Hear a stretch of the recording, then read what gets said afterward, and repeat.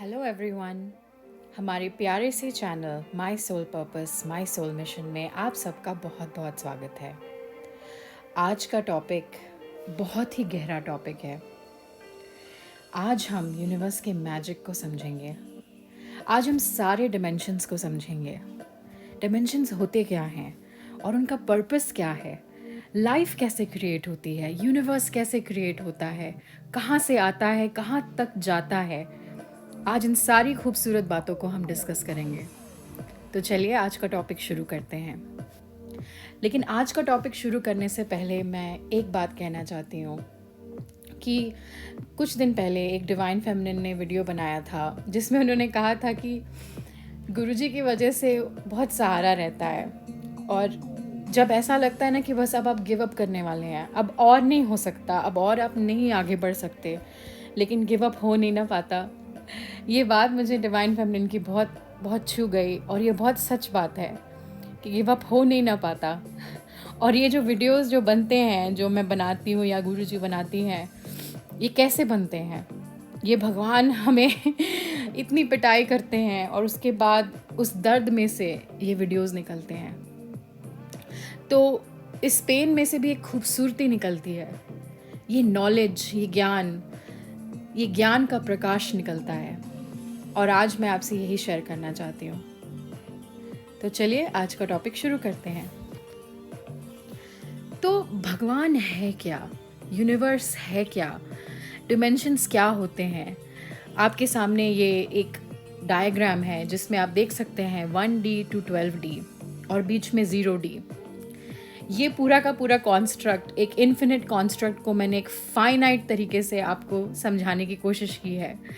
तो थोड़ा पेशेंटली सुनिएगा, लेकिन आज हम यूनिवर्स के मैजिक को देखेंगे। तो चलिए शुरू करते हैं। तो शुरुआत होती है ज़ीरो से। ज़ीरो मतलब क्या? मेडिटेशन। यूनिवर्स पहले सोई हुई अवस्था में था। पहले नहीं कहना चाहिए, क्योंकि यूनिवर्स के सारे डिमेंशंस एक ही साथ एग्जिस्ट करते हैं आउटसाइड ऑफ टाइम। तो ज़ीरो से शुरू करने का मतलब ये नहीं है कि ज़ीरो पहले आया था। कोई भी डिमेंशन पहले नहीं आया है, सारे डिमेंशन एक साथ आए हैं। तो किसी क्रम में डिमेंशंस आगे नहीं बढ़ते हैं, 0 1 2 3 4 5 6 to 12 ऐसे नहीं आगे बढ़ते हैं। सारे डिमेंशंस एक ही साथ आ गए यूनिवर्स में। और डिमेंशंस का मतलब होता है पर्सपेक्टिव, देखने का नज़रिया। तो यूनिवर्स जो है खुद को देखना चाहता है अलग अलग नज़रियों से, इनफिनिट नज़रियों से। तो ये सब होता कैसे है? तो इसकी शुरुआत हम ज़ीरो से करते हैं। आपको समझाने के लिए मैं ज़ीरो से शुरुआत कर रही हूँ, ठीक है? ज़ीरो का मतलब है नो थॉट, मेडिटेशन। तो मेडिटेशन का मतलब है कि ऐसा कोई थॉट ही नहीं है जिसको आप आकार दे सकें, जिसका कोई मीनिंग हो। तो ज़ीरो का कोई मीनिंग ही नहीं होता। वो यूनिवर्स की ऐसी अवस्था होती है जिसको निराकार परमात्मा कहते हैं, जिसका कोई आकार ही नहीं है।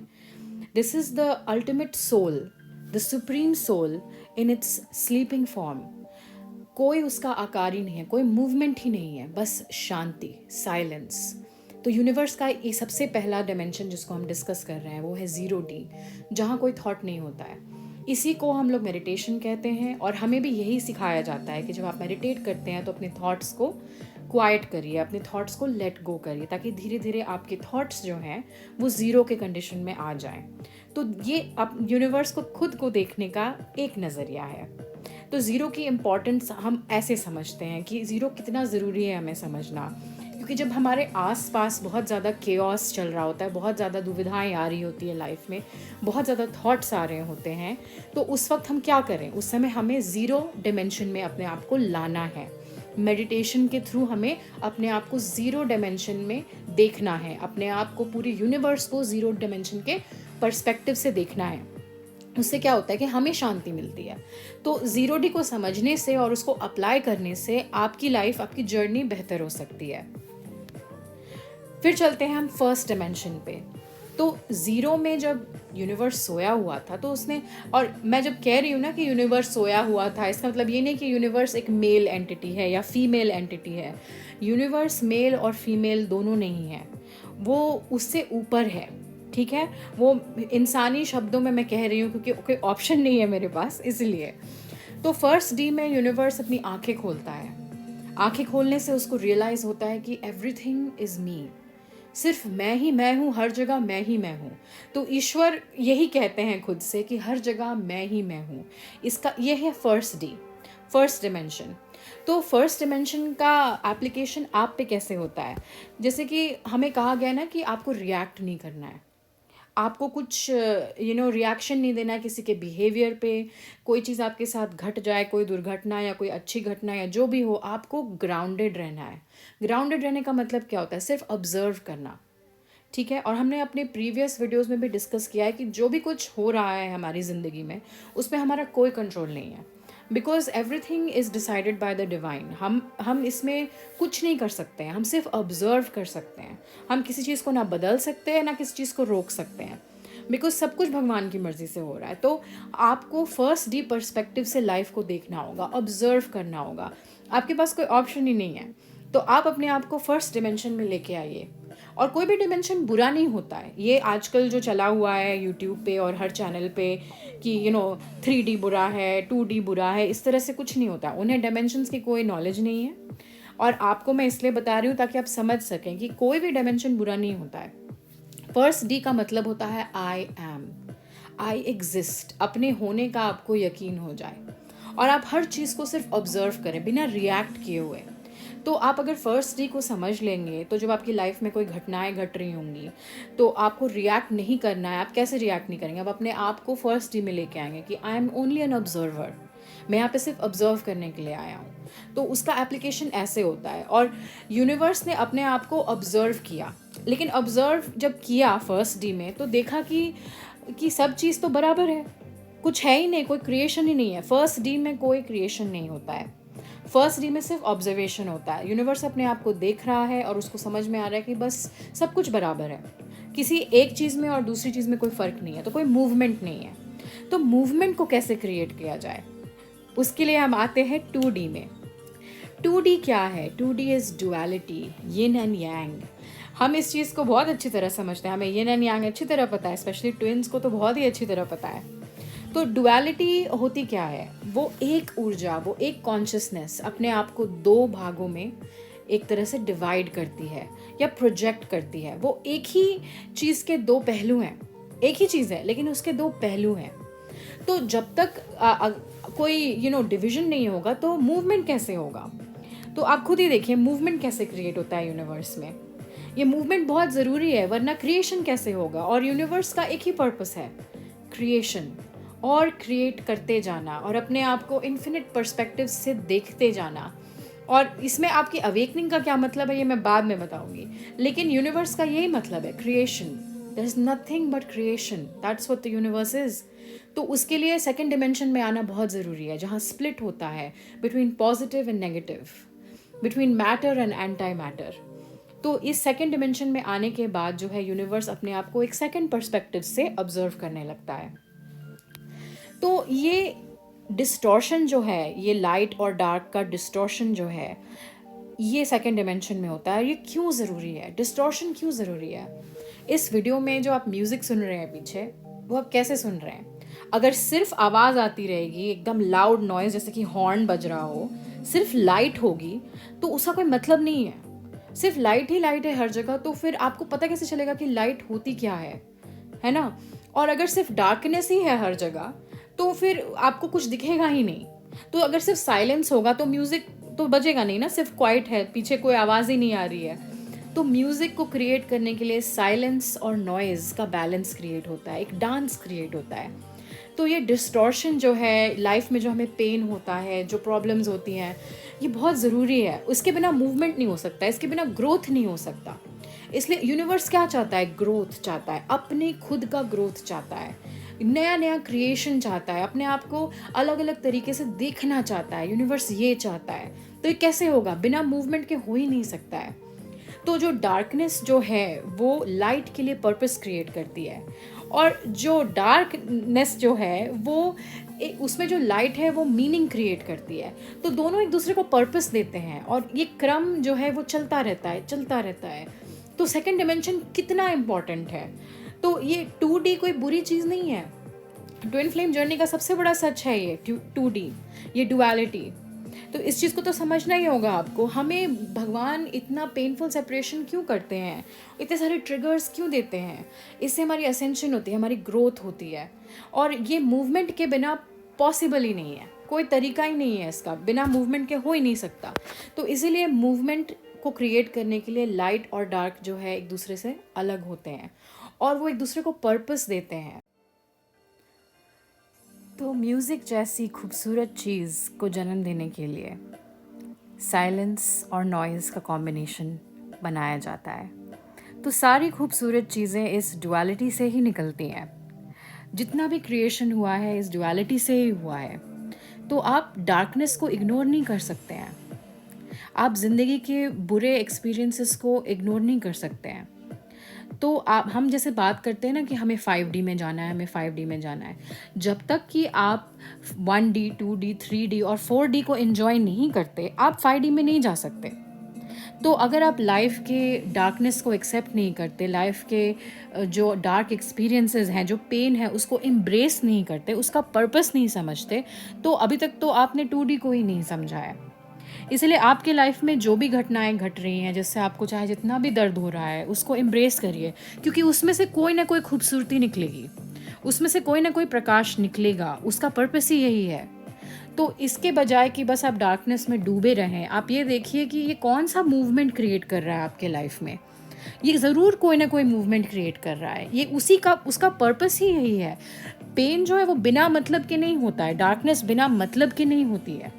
आप उस मतलब को देख नहीं पाते, और इसमें आपकी गलती नहीं है, इसमें टाइम लगता है, आपको इवॉल्व होने में टाइम लगता है, लेकिन आपका काम ये है कि डार्कनेस और डार्क एक्सपीरियंसेस के पीछे का पर्पस देखें, वो आपके लाइफ में कौन सा मूवमेंट क्रिएट कर रहा है, उस मूवमेंट को ढूंढें, तब आप 2D को समझने लगते हैं।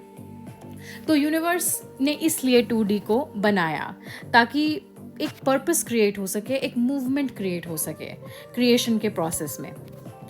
फिर हम आते हैं 3D में। 3D के बारे में हमने बहुत कुछ सुना है, 3D में हम एग्जिस्ट करते हैं। तो 3D क्या है ना? 3D ये है कि अब जो है, जब यूनिवर्स ने अपनी आंखें खोली, अपने आप को देखा और उसने अपने आप को जानना चाहा, तो उसने डुअलिटी क्रिएट की, 2D क्रिएट किया। उसके बाद 3D मतलब एग्जिस्ट करना चाहता है यूनिवर्स, खुद को एक्सपीरियंस करना चाहता है, सिर्फ लाइट और डार्क नहीं बनाना चाहता है, वो लाइट और डार्क दोनों को एक्सपीरियंस करना चाहता है। इसलिए थर्ड पर्सपेक्टिव बनाया। थर्ड पर्सपेक्टिव के बनने से जो चीज़ें हैं, जो हमारा घर ले लीजिए, गाड़ी ले लीजिए, हमारे शरीर जो भी है, जो भी कुछ फिजिकल चीज़ें हैं, ये यूनिवर्स खुद को एक्सपीरियंस करना चाहता है। ठीक है, तो 3D में यूनिवर्स हर तरीके के ऑब्जेक्ट्स बन के, आप उसको यूनिवर्स कह लीजिए, ईश्वर कह लीजिए, एक ही बात है। ईश्वर अपने आप को हर तरह के ऑब्जेक्ट्स में मैनिफेस्ट करते हैं। जैसे कि कहते हैं ना, गीता में भी कहा गया है कि ईश्वर हर जगह है, इधर भी ईश्वर, उधर भी ईश्वर। क्यों? बिकॉज भगवान ही अपने आप को डिफरेंट ऑब्जेक्ट्स में बना करके अपने आप को एक्सपीरियंस करना चाहते हैं। यूनिवर्स अपने आप को एक्सपीरियंस करना चाहता है, तो वो एक पेड़ बन जाता है, वो एक पत्थर बन जाता है, वो एक इंसान बन जाता है, वो एक प्लैनेट बन जाता है, वो एक स्टार बन जाता है, वो हमारा सन बन जाता है।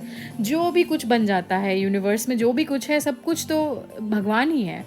वो एक्सपीरियंस करना चाहते हैं कि मैं पत्थर बन के देखना चाहता हूँ, मैं पानी बन के देखना चाहता हूँ, मैं एक लड़की बन के देखना चाहता हूँ, मैं एक जानवर बन के देखना चाहता हूँ। तो 3D में यूनिवर्स अपने आप को एक्सपीरियंस करना चाहता है।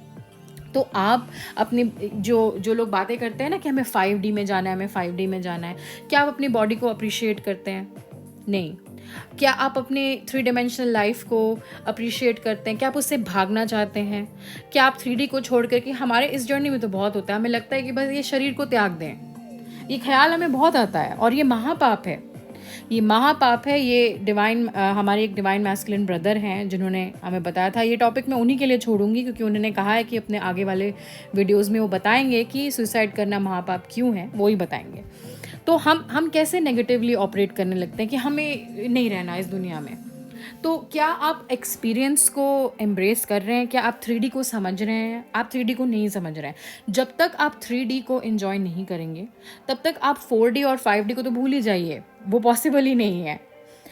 तो 3D में क्या होता है कि 3D में आपको इस शरीर में रहना पड़ता है, इस शरीर के कष्ट को भोगना पड़ता है, इस शरीर के सुख को भी भोगना पड़ता है, सुख भी है, दुःख भी है, दोनों हैं, आपको भोगना पड़ता है।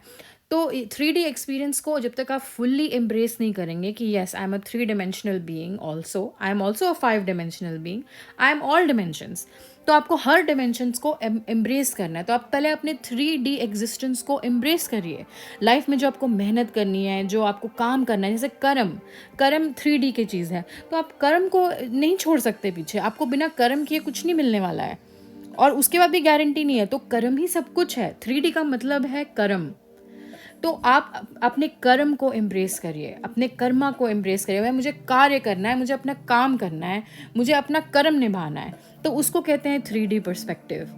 और 3D में जो इंसान है, जो जानवर हैं, जो पेड़ पौधे, जो सब कुछ हैं, वो यूनिवर्स ही है। यूनिवर्स ही पेड़ पौधे बनाई और जो है जानवर बने और इंसान बने। और जो भी इंसान है वो यूनिक है, वो उतना ही स्पेशल है भगवान के लिए। यूनिवर्स के लिए हर पर्सपेक्टिव उतना ही स्पेशल है, उतना ही यूनिक है। इसलिए कोई अमीर आदमी हो या कोई गरीब आदमी हो, कोई स्टार सीड हो या कोई ट्विन फ्लेम हो, कोई सोलमेट हो या कोई भी हो, उससे कोई फ़र्क नहीं पड़ता है। वो सब के सब यूनिवर्स के लिए उतने ही इम्पॉर्टेंट है, क्योंकि यूनिवर्स अपने आप को हर पर्सपेक्टिव से देखना चाहता है, तो उसके लिए हर पर्सपेक्टिव उतना ही इम्पॉर्टेंट है। तो 3D का मतलब ये होता है कि एक्सपीरियंस करना, हर तरीके के एक्सपीरियंस को एम्ब्रेस करना लाइफ में। तो जब तक आप 3D को एंजॉय नहीं करेंगे, आप 5D में तो पहुंच ही नहीं सकते, वो पॉसिबल ही नहीं है।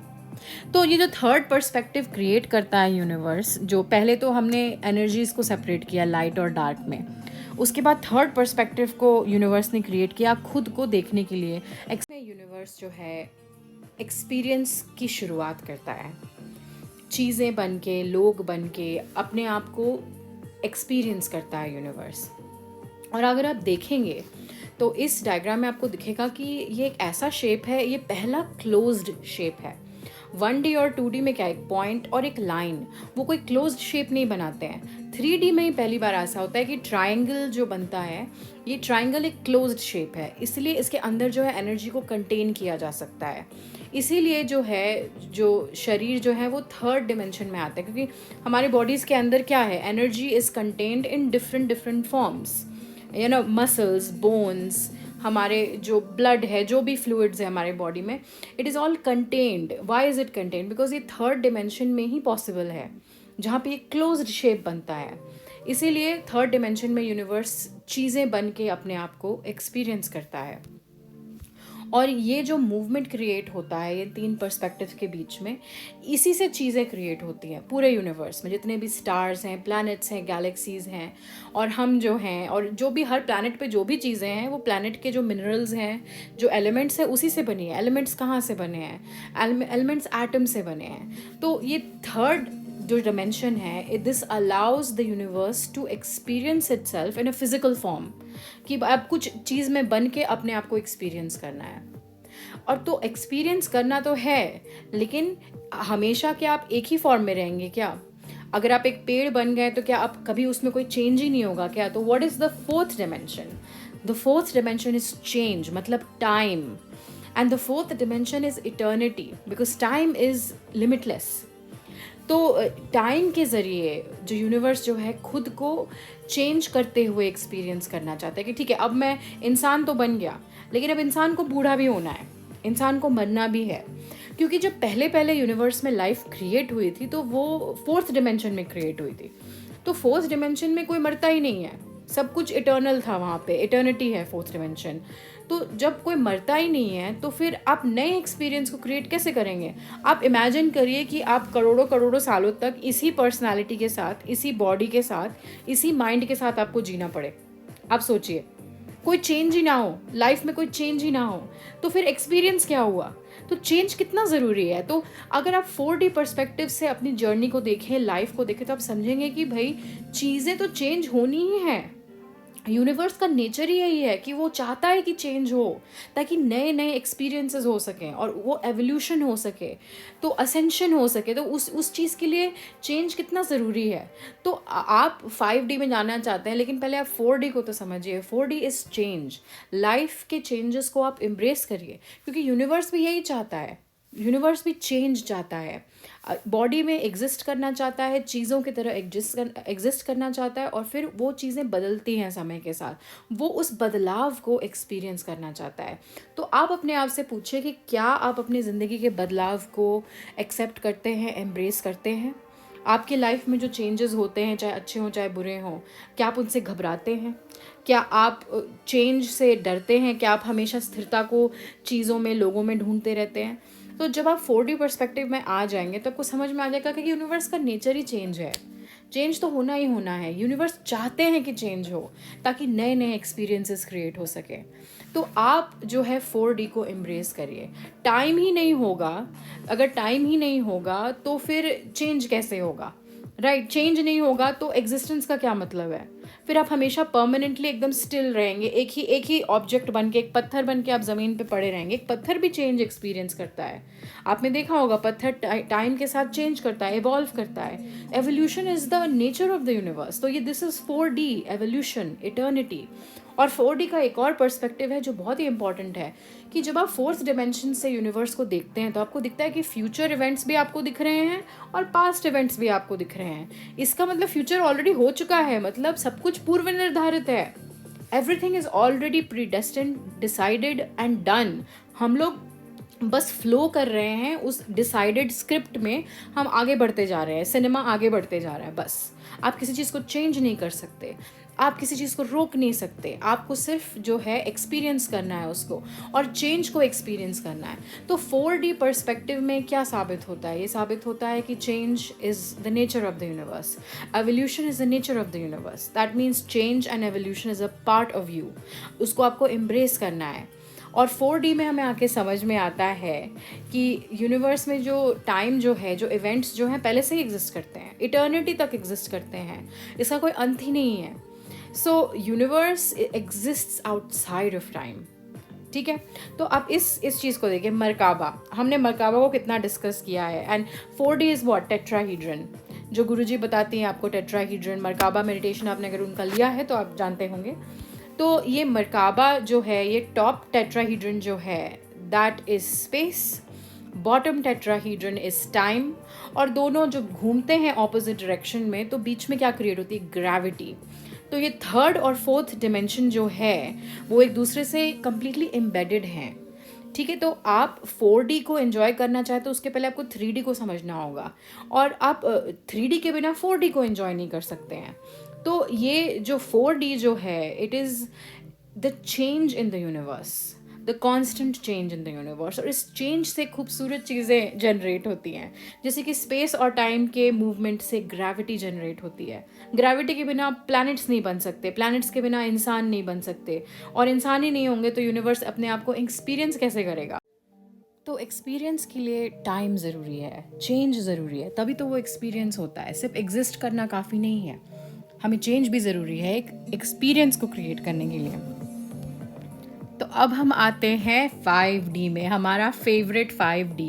सबको फिफ्थ डिमेंशन में जाना है, तो पहले हम फिफ्थ डिमेंशन को समझते हैं कि ये क्या है। जैसा आपको इस डायग्राम में दिख रहा है, नीचे के 4 डिमेंशंस जो हैं एक बॉटम बनाते हैं, एक बेस बनाते हैं, और उसके ऊपर से एक डिमेंशन निकलता है जिसको हम कहते हैं 5D। अब मैंने यहाँ पे लव क्यों लिखा हुआ है, ठीक है? लव मैंने इसलिए लिखा हुआ है क्योंकि जब आप समझ जाते हैं कि यूनिवर्स में जो भी कुछ है वो आप हैं, कोई सेपरेशन नहीं है, किसी भी तरह का कोई सेपरेशन नहीं है, यूनिवर्स ही अलग अलग ऑब्जेक्ट्स में बन के खुद को ही देख रहा है, खुद को ही एक्सपीरियंस कर रहा है, तो फिर आप अपने आप को उस यूनिवर्स में लोकेट करते हैं कि ओके, मैं ये लड़की हूँ या मैं ये लड़का हूँ, मैं यूनिवर्स जो है ये लड़की या लड़का बन के अब इस लाइफ को जो एक्सपीरियंस कर रहा है वो एक नज़रिया है यूनिवर्स का। तो ऐसे हज़ारों करोड़ों लोग हैं दुनिया में, वो सारे के सारे लोग उतने ही स्पेशल हैं, वो सारे के सारे एक्सपीरियंसेस उतने ही स्पेशल हैं, उतने ही यूनिक हैं यूनिवर्स के लिए। ये बात मैंने 3D में भी कही थी।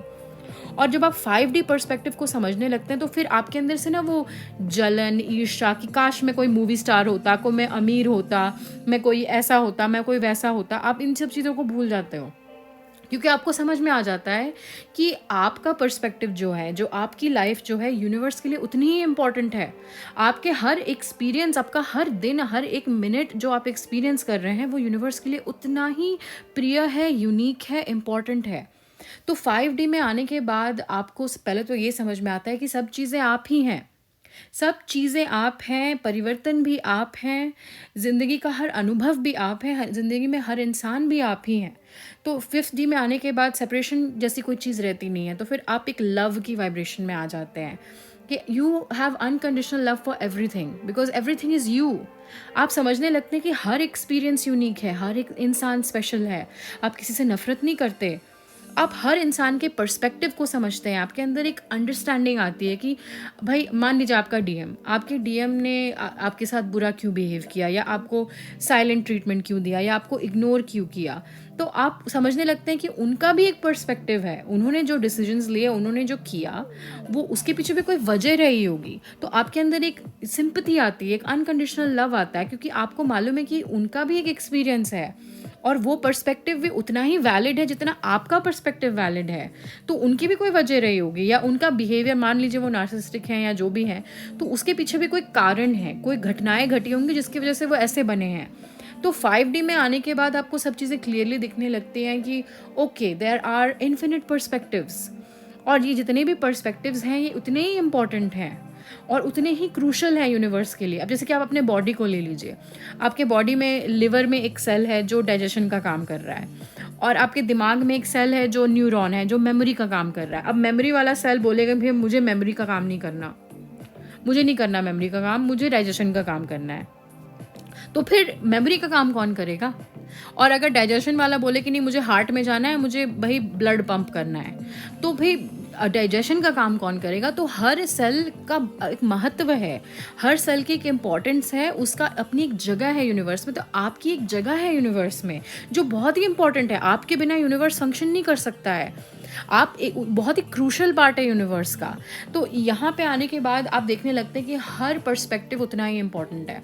तो फिर आप अपने लाइफ में ना मगन हो जाते हैं, आप अपने आप में ही खो जाते हैं कि अरे मेरा पर्सपेक्टिव भी उतना ही इम्पॉर्टेंट है, उतना ही स्पेशल है, मैं भी उतना ही लवेबल हूँ, उतना ही वैल्यूबल हूँ भगवान के लिए। तो आपको अपने एक्सपीरियंस से प्यार हो जाता है कि भाई मुझे अपने एक्सपीरियंस में फोकस करना है, मुझे दूसरों से तुलना नहीं करनी है, अपना कंपैरिजन नहीं करना है दूसरों से। और ऐसा नहीं है हर वक्त इंसान जो है ना क्लैरिटी में नहीं रहता, हर वक्त इंसान लाइट में नहीं रहता है। लेकिन प्रश्न ये है कि आप ज़्यादा से ज़्यादा अपने आप को क्लैरिटी में रखें। कभी ना कभी आप क्लैरिटी खोएंगे, लेकिन वापस अपने आप को बैलेंस करिए, जितनी जल्दी हो सके बैलेंस करिए और आगे बढ़िए। तो 5D का मतलब ये होता है, यूनिवर्स अपने आप को एक्सपीरियंस करना चाहता है और ये जानना भी चाहता है कि यूनिवर्स ही खुद को एक्सपीरियंस कर रहा है। तो ये अवेकनिंग जो हमारी होती है, ये क्यों होती है? क्योंकि यूनिवर्स चाहता है कि हम जागें और जानें कि हे देखो, हर जगह तुम ही हो। ये सब जो हो रहा है ये तुम्हारी मर्जी से ही हो रहा है, तुम घबराओ मत, सब कुछ सही हो रहा है। हर पर्सपेक्टिव उतना ही इम्पोर्टेंट है, हर एक्सपीरियंस उतना ही अच्छा है, ये तुम्हारे नज़रिए पर डिपेंड करता है। तो अपना नज़रिया बदलिए। तो 5D इसको कहते हैं। अब हम आते हैं 6D में। आज के वीडियो में मैं 6D से आगे नहीं जाऊंगी क्योंकि मुझे सारे के सारे 12 डिमेंशंस डिस्कस करने हैं आपसे, लेकिन आज मैं आपको 6D तक ही लेके जाऊंगी। तो 6D क्या है? 6D is creation. जो ये बीच में जो 6D के बीच में ये जो 4D है, ये 4 पिलर्स जो हैं इसके, जिससे इसमें स्पेस हो गया, टाइम हो गया, ये सारी चीज़ें जो है, फिजिकल एग्जिस्टेंस है, डुअलिटी है, तो ये सब जो चीज़ें हैं 6D में क्या होता है कि आप अब सब कुछ जान चुके हो, आप समझ चुके हो कि यूनिवर्स जो है आप ही हैं और हर एक्सपीरियंस उतना ही इम्पॉर्टेंट है। तो 6 डिमेंशन में आप को क्रिएट करने लगते हो। 6 डिमेंशन में यूनिवर्स ने सब कुछ क्रिएट किया है। 6 डिमेंशन से ही एटम्स आए हैं। 6 डिमेंशन में यूनिवर्स जो है स्पेस और टाइम को एज अ टूल यूज़ करता है अलग अलग तरीके की चीज़ों को क्रिएट करने के लिए। जैसे कि जो स्टार्स क्रिएट हुए हैं, जो प्लैनेट्स क्रिएट हुए हैं, जो ब्लैक होल्स हैं, जो क्वेज़ार्स हैं, जो गैलेक्सीज़ हैं, ये कैसे क्रिएट हुए हैं, ये 6 डिमेंशन से यूनिवर्स ने क्रिएट किया है। 6 dimension is outside of time, outside of space and outside of emotion. तो 6D में क्या होता है कि कोई इमोशन 6D में क्रिएट होते हैं, हर चीज़ 6D में क्रिएट होती है।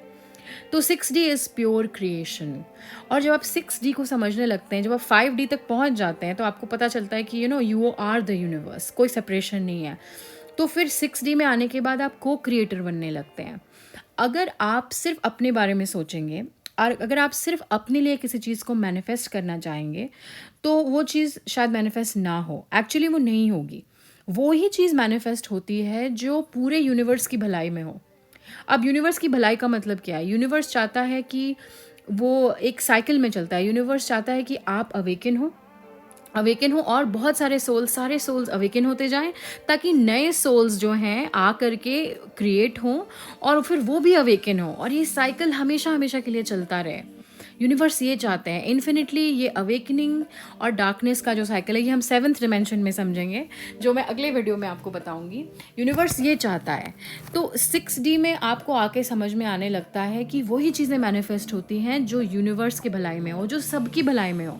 तो अगर आप समाज की भलाई के लिए किसी चीज़ को मैनिफेस्ट करना चाहेंगे, तो वो झट से हो जाएगा, क्योंकि अब आपने अपने आप को यूनिवर्स के इंटेंशन से अलाइन कर लिया। इसी को कहते हैं अपने आप को भगवान से अलाइन करना। तो भगवान जो है वो पूरी यूनिवर्स की भलाई चाहते हैं। तो अगर आप सेल्फिश रीजंस के लिए अपने यूनियन को मैनिफेस्ट कर रहे हैं, सेल्फिश रीजंस के लिए किसी चीज़ को मैनिफेस्ट कर रहे हैं, तो शायद वो ना हो। पर अगर आप पूरे यूनिवर्स की भलाई के लिए, पूरे समाज की भलाई के लिए, दूसरों के बारे में भी अगर आप सोचते हैं, तो फिर आपकी वो चीज़ें मैनिफेस्ट होने लगती हैं। तो इसलिए गुरुजी कहते हैं ना कि आप भगवान से ऐसे प्रे करिए कि भगवान जी, आपके प्लान में अगर है तो आप उस चीज़ को मैनिफेस्ट करिए। तो आपकी रज़ा में मेरी रज़ा है। वाई?